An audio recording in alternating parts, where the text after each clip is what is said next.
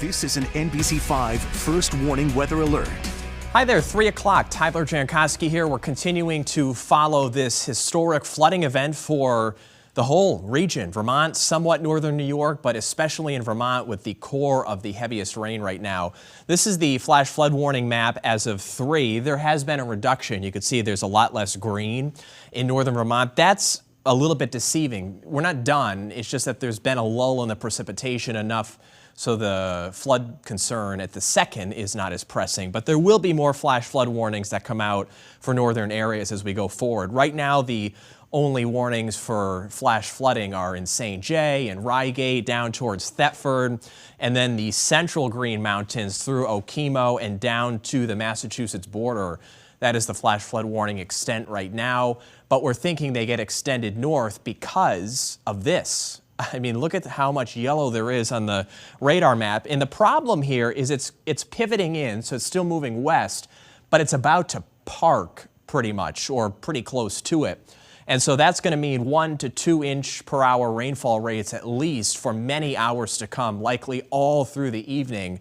And that's going to send the streams and rivers very high. They're already high, but very high to potentially record levels by the midnight hour and the pre-dawn hours of tomorrow morning. Now, the rain is lighter in southern areas, so we're not sounding the all clear, but the picture is looking better in southern Vermont than it did earlier. Just less rain to go around, so a little bit of time for the rivers and streams to catch up to the south. This is really shifting to the north for the biggest concern overnight. The sun is out in Binghamton, New York. You could just see what we call the comma head here. So all this moisture is actually connected to the Atlantic Ocean, and it's bumping up into the Green Mountains just like we would have in a snowstorm. And why the mountains get the most snow, except this time it's a flooding rain. But there's certainly some enhancement there from the very warm waters, unusually warm waters of the Atlantic Ocean and the wind direction hitting the mountains just as it is. So here's the plan overnight through 9, 10 o'clock. It's pouring very hard for the Burlington, St. Albans area up towards Jay and Newport. The last band of rain comes through tomorrow morning. We have some video here from the Upper Valley. The Vermont State Police submitting this video of the Ottauquechee River. This is near Simon Pierce, if you're familiar with the area. There was some heavy duty damage in Irene. We're not at that level right now in this particular area. It does look like the Quechee spot in Woodstock in the Upper Valley will miss the worst as we go through tonight because it's more keyed in on northern Vermont in the Champlain Valley. In fact, we'll show you the map here. This is the additional rainfall from this moment on through tomorrow morning at 9:30.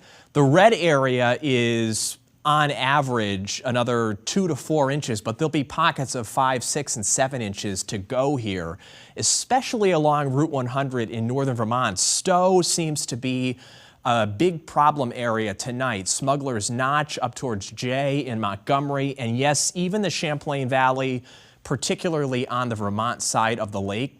So all of these rivers here pretty much crest overnight. The Mad River near Moortown, Winooski at Montpelier, Lamoille at Johnson. In Essex Junction, the Winooski doesn't crest till tomorrow morning, takes longer to get there.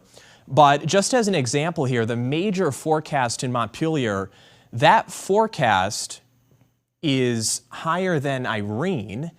These numbers are never perfect. They're always being adjusted as we go and as the sensors detect the rain and match it up with the models. But Montpelier is likely to have a historic flood, at least near the river as we go into the overnight hours. The water's going to keep coming up. There's another bunch of rivers here that are expected to be just below that, what's considered to be the moderate flood stage. Missisquoi River, both at North Troy and East Berkshire.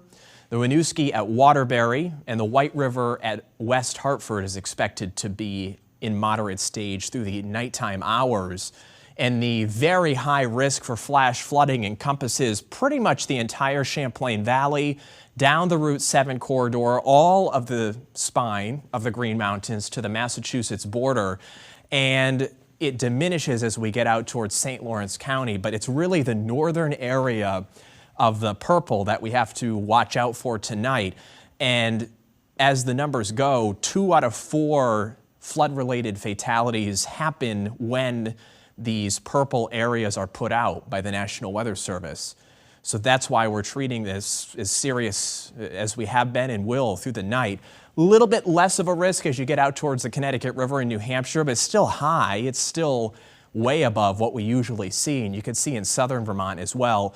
Even though the risk appears to be diminishing as of 3:05 in southern Vermont, there's still some flood concern there as we go forward, but it seems as of 3:05 it's shifting closer to the Champlain Valley and for far northern Vermont. So we've got an extended newscast coming up here. It starts at 4 p.m. We'll go from 4 to 6:30 at least, and then reevaluate and think about our evening plans after that as the situation rapidly evolves. So join us again for full team coverage coming up at 4.